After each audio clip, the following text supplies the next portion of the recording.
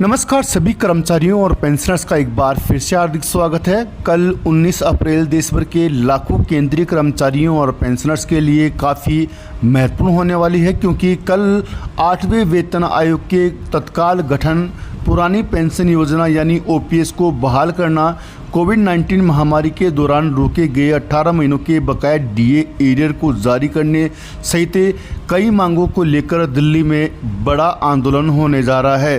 साथ ही जुलाई 2024 के महंगाई भत्ते को लेकर बड़ी अपडेट आई है। ये 7 धमाकेदार खबरें जानेंगे। यदि जानकारी पसंद आए तो वीडियो को लाइक कीजिएगा। चैनल पर पहली बार आए हैं तो प्लीज़ चैनल को सब्सक्राइब कीजिएगा, क्योंकि आपसे जुड़े तमाम तरह के महत्वपूर्ण आदेश वीडियो और इन्फॉर्मेशन हम यहाँ पर लाते रहते हैं। साथ ही आपसे शिकायत रहती है आप वीडियो को लाइक नहीं करते हैं, तो प्लीज़ वीडियो को लाइक किया करें, क्योंकि लाइक का कोई पैसा नहीं लगता और आपका एक लाइक हमें मोटिवेट करता है। तो पहले बात कर लेते हैं जुलाई 2024 के महंगाई भत्ते को लेकर। इस बार केंद्रीय कर्मचारियों के डीए और डीआर में 3% की बढ़ोतरी पहले ही कन्फर्म हो चुकी है। हालांकि पिछले 3 बार के ट्रेंड को देखें तो केंद्रीय कर्मचारियों और पेंशनर्स के महंगाई भत्ते में 4% की धमाकेदार बढ़ोतरी हो चुकी है।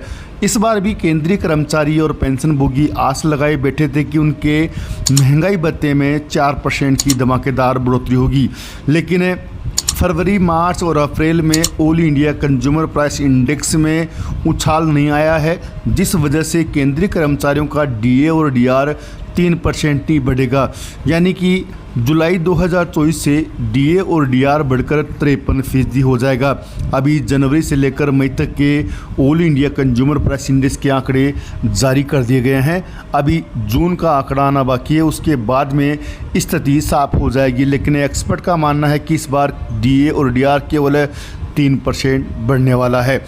अगली बड़ी खबर की बात कर लें तो देश के करीब 1 करोड़ केंद्रीय कर्मचारियों और पेंशनर्स को बजट में बड़ा तोहफा मिलने वाला है। कर्मचारियों को 18 महीनों का एरियर मिलने वाला है। इसके साथ ही 8वें वेतन आयोग की कमेटी को लेकर खुशखबरी मिलने वाली है। साथ में नई पेंशन में 50% पेंशन मिलेगी। दरअसल कोरोना में फ्रीज किए गए महंगाई भत्ते यानी डीए के पैसे को सरकार अब जल्द देने वाली है। कोरोना के चलते सरकार ने केंद्रीय कर्मचारियों का जनवरी 2020 से जून 2021 तक 18 महीनों का डीए का पैसा रोक दिया था। इसे लेकर कई बार कर्मचारी संगठनों ने डिमांड की थी, लेकिन इस बार सरकार अपने कर्मचारियों और पेंशन भोगियों को तोहफा दे सकती है। इस बार कर्मचारी संगठनों ने वित्त मंत्री निर्मला सीतारमण के साथ पीएम मोदी को भी प्रस्ताव भेजा है। ऐसे में उम्मीद है कि सरकार बजट में 18 महीनों के एरियर, 8वें वेतन आयोग और 50% पेंशन देने का ऐलान कर सकती है। दरअसल जेसीएम के सेक्रेटरी शिव गोपाल मिश्रा ने केंद्र सरकार से पेंडिंग किए गए 18 महीनों के बकाया डीए एरियर को जारी करने का आग्रह किया है। आपको बता दें कि सरकार हर साल 2 बार महंगाई भत्ता बढ़ाती है, लेकिन जनवरी 2020 से जून 2021 तक महंगाई भत्ता केवल 17% के हिसाब से दिया गया था। उसी को लेने की मांग कर्मचारी और पेंशन भोगी लंबे समय से कर रहे हैं।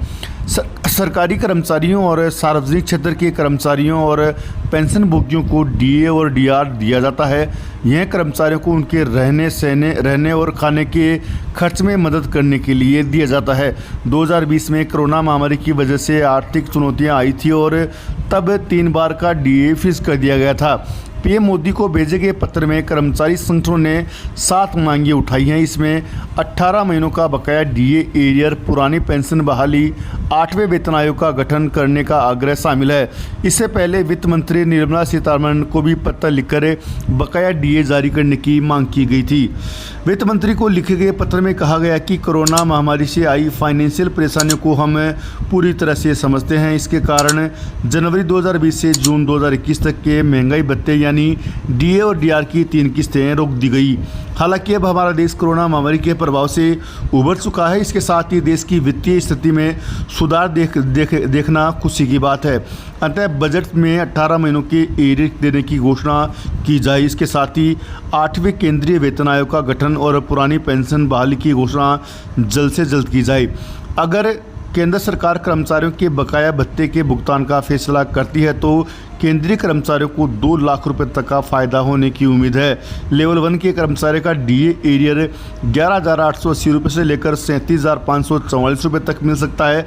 इसी तरह लेवल 13 के कर्मचारियों को 1,23,800 रुपये से लेकर 2,15,900 रुपये तक का एरियर मिल सकता है। वहीं लेवल 14 के कर्मचारियों को डीए एरियर के रूप में 1,44,200 रुपये से लेकर 2,18,200 रुपये तक मिल सकते हैं। बजट के ठीक पहले जेसीएम के सचिव शिव गोपाल मिश्रा ने केंद्र सरकार के समक्ष 6 मांगें रखी हैं, जिसमें 8वें वेतन आयोग का गठन, पुरानी पेंशन बहाली, 18 महीनों का बकाया डीए एरियर का मुद्दा शामिल है। केंद्रीय सरकारी कर्मचारी संगठन ने कर्मचारियों को निर्देश दिया है कि 19 जुलाई 2024 को अपने कार्यस्थलों पर दोपहर के भोजन के समय विरोध प्रदर्शन करें। इस विरोध प्रदर्शन का उद्देश्य मांग पत्र में उल्लिखित मांगों को पूरा करवाना है, जिसमें 8वें केंद्रीय वेतन आयोग का तत्काल प्रभाव से गठन करने की मांग की गई है।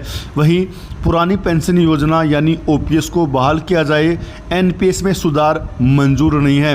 वहीं कोविड-19 में रोके गए 18 महीनों के बकाये डीए एरियर, अनुकंपा नियुक्तियों में 5% सीमा को हटाना, संघों और महासंघों के लोकतांत्रिक कामकाज को सुनिश्चित करना शामिल है।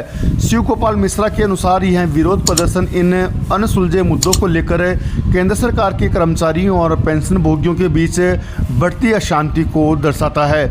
वहीं आपको जानकारी के लिए बता दें कि लंबे समय से केंद्रीय कर्मचारी 8वें वेतन आयोग के गठन की डिमांड कर रहे हैं। उस डिमांड को लेकर भी बजट 2024 में केंद्रीय कर्मचारियों को कन्फर्म न्यूज़ मिल सकती है।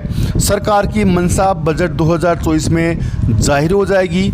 यदि सरकार 8वें पे कमीशन का गठन करती है तो लाखों कर्मचारियों और पेंशनर्स की सैलरी और पेंशन बढ़ना लगभग तय है। आखिरी वेतन आयोग साल 2016 में लागू किया गया था। यदि अब सरकार 8वें वेतन आयोग का गठन करती है तो 1 जनवरी 2026 से 8वें वेतन आयोग का लाभ कर्मचारियों और पेंशनर्स को मिलेगा।